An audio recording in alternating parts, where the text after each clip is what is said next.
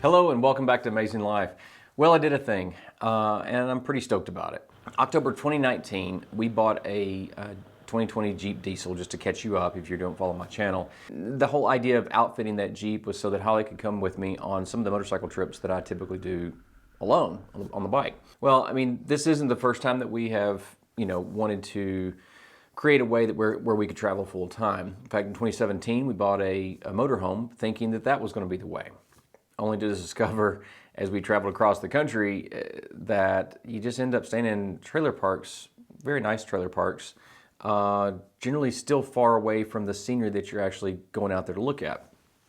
And so realized that that wasn't the way. It didn't solve our needs. So we continued through this downsizing process, as many people do. Initially we started with the Jeep build with the idea that it would be pulling a trailer that carried most of our gear, and including the rooftop tent. Then after all of last year of doing that, I discovered that the setup, the breakdown, the pain of dragging the trailer, not being able to turn around easily on the trail, the list just went on.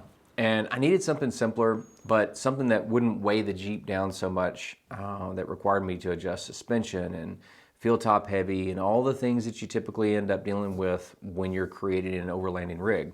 Especially with the Jeep being a diesel, it's already 300 pounds heavier than the gas engine. So you're already looking at pretty heavy weights. I wanted an integrated hard shell rooftop tent, but I needed it to do well at highway speeds. So it needed to be as streamlined as possible. And then it also needed to be quick to break down, set up, and then also just everyday use. I didn't want it to be this encumbrance all the time on my vehicle.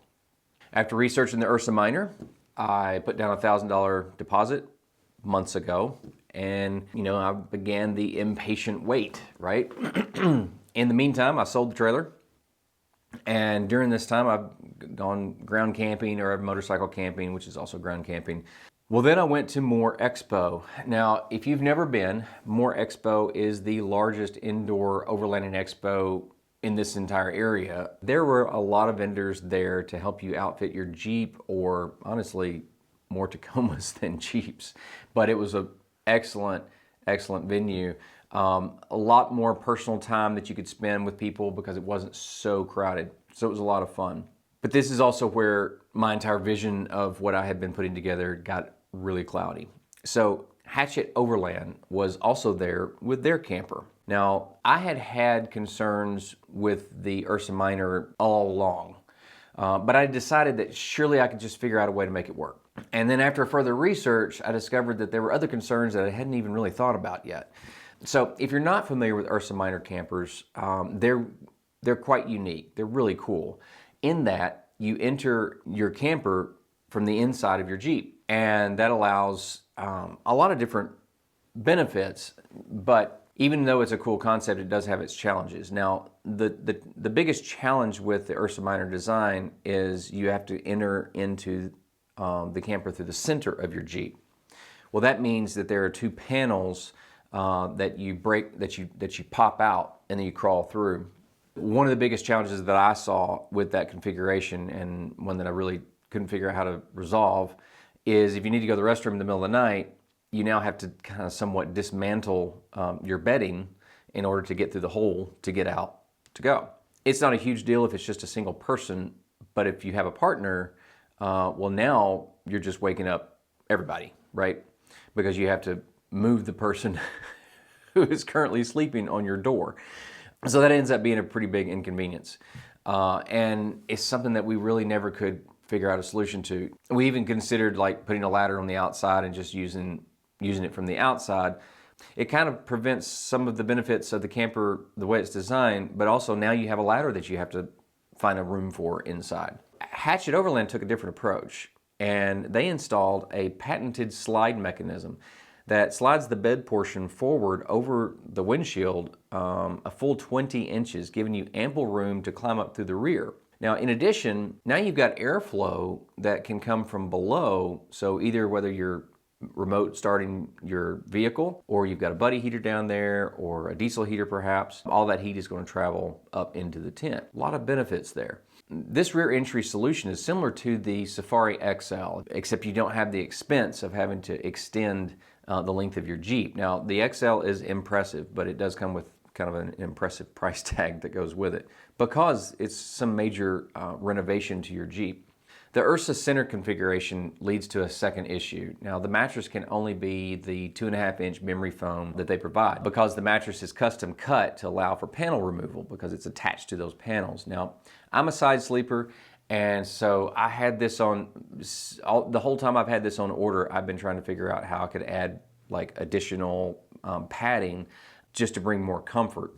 If you stay a couple of nights somewhere, you can deal with just about anything, but if you do it night after night after night, the fatigue really starts to creep in and really can become a problem. And so I never really came up with a great solution for that without making some major customization work. And when you're spending that much money, you kind of want it to just work as it is. And of course, an air mattress was kind of out of the question because the way the panel design, there's no way to have an air mattress that's going to fit that. I didn't want to give up on going into the Jeep from the inside altogether, which is what an air mattress would pretty much require. Now, Hatchet once again took a different approach. Now, by having a taller top, it allows for a 4.5-inch insulated air mattress that can be customized for however firm that you want it, and you can leave it fully inflated when it's closed. Now, in addition, all of your bedding can remain up there. So literally, you pop the top and you're ready to sleep. That's a big difference. Now, this leads to a third issue that I wasn't really aware of when I ordered the Ursa. But due to the slimline design, the Ursa Minor doesn't really have a whole lot of room to put any thick bedding and leave it up there, like pillows and comforter and electric blankets or whatever you put up there.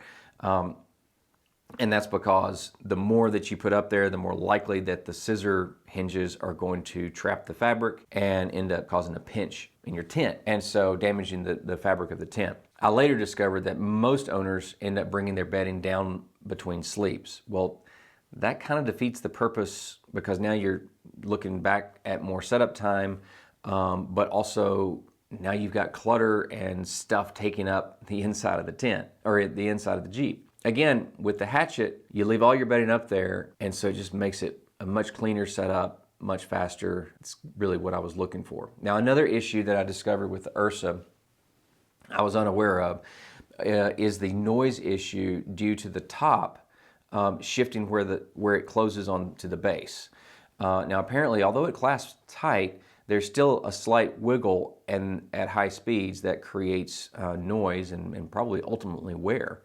Now, in addition, the hinges that I was going to have placed in the front, those create additional wind noise because it only makes sense. Anything that you've got that's hanging off, including your awnings and your hinges and stuff like that, they're going to make noise, right? They're also going to affect fuel economy. And so every little thing matters, and it just all stacks up to become this noisy beast going down the road. Several of these issues, there were issues that just owners had shared with me, and it's not something that I was in one and I discovered this myself. But again, it just makes sense. The more you have hanging off, the more noise there's going to be. Now, with regard to the awning system, Hatchet decided to go with an integrated channel that is inside the awning and it's removable. So rather than an awning hanging off of your Jeep all the time, this one actually just slides into a channel, and then the rest of it kind of attaches just like a normal awning. I'm going to show you more about that at Overland Expo because they didn't have that set up. They kind of showed it to me and showed me how it worked. But it really does allow for a very clean external setup. Now, they also provided integrated traction board space. It's also pre-wired for solar panels. I'm planning to get the 125-watt solar panel that's going to be attached to the top. And then, of course, I'll have my traction board on the back side. All that said, I know I kind of beat on Ursa Minor for a bit. Ursa Minor is still a great camper for a lot of people, and it could be the perfect solution for you. But after seeing the Hatchet Overland solution and realizing how I intended to use it, I realized that all the concerns that I had with the Ursa were solved, and they were big enough of an issues for me to make the switch. and ultimately lose the deposit. Now, Ursa replaces the existing top, and Hatchet utilizes the existing OEM hardtop. Now that allows them to be priced a little better as well because they're not actually having to create an entire top. Although they're using the hard top, the camper itself is actually frame mounted, so there's no additional strain that's being placed on the top. And at 180 pounds, it's actually a much lighter solution than adding a roof rack and then putting a rooftop tent on top of that. And because it's so smooth and streamlined, it really creates very little wind noise. So the camper shell, when it's closed, locks down into the existing gutters with like these heavy duty quality rubber seals. So it makes it for a very tight non-slip seal that's both quiet and as well as weather hardened. Now the rear allows for easy entry due to the kick out canvas. It's deceivingly roomy, kind of like the showers with the, you know, with the bow out curtain. So when you pop up inside, you've got all this extra space that's kind of cool. It really does give you a roomy feel. So if you're wanting to change clothes, you know, get dressed, whatever, you can easily do that standing, which is a nice bonus. Now, this camper is 100% made in the USA. I mean, from the seamstress, the fiberglass tops, the mold that made the tops, the canvas, it's all made right here in the USA. Now, if you follow my channel, you know I like to work with companies that are located in the US, and even better, if they can source all their materials from there as well.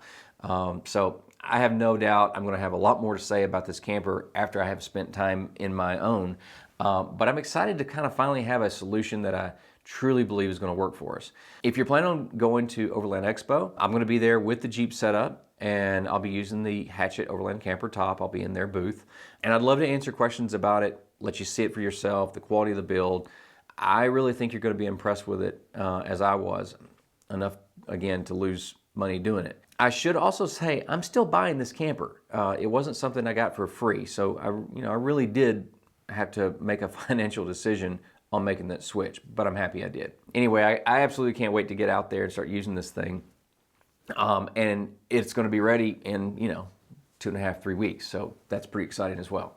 I really think it's going to be a game changer for the speed of use, the comfort, functionality, all of it. And let's face it, if it's too complicated to go camping, if you have to do too much to get ready, you end up just not doing it, at least not as much as you would otherwise. And so the whole point is to get out there and enjoy the outdoors. And so the simpler that we can make that, the more likely we are to do it.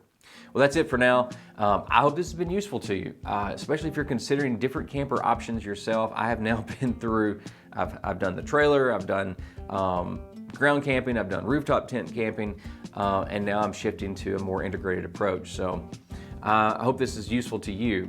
More and more options are becoming available, so it makes it possible to kind of get exactly the camper that you're looking for, but it also makes things very confusing.